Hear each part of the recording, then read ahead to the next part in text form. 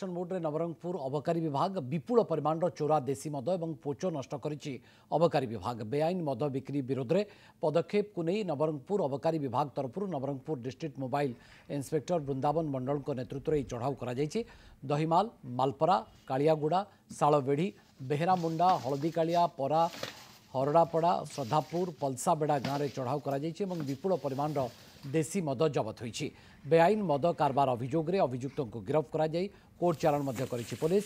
आगामी दिन में चढ़ाऊ को आहरी जोरदार कर Nabarangpur district mobile inspector Puna Mandal. मोर तत्वावधान दहीमाल मालपरा कालियागुड़ा सालेबेड़ी बेहरामुंडा हल्दी कालियापड़ा हरिडापड़ा श्रद्धापुर पलसापेरा आदि ग्राम रे आमे चढ़ाऊ कलु।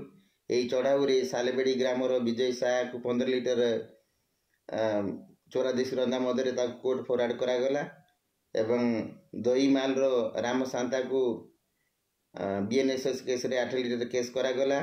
मालपरार चंद्रकला माझी को बीएनएसएस केस रे 10 लिटर केस करागला एवं हरड़ापड़ा रे बेआईन भाव चोरा देशी रंधा मद पर चढ़ाऊ कर 2900 लिटर पोच और 380 लिटर आइडियल जबत करागला।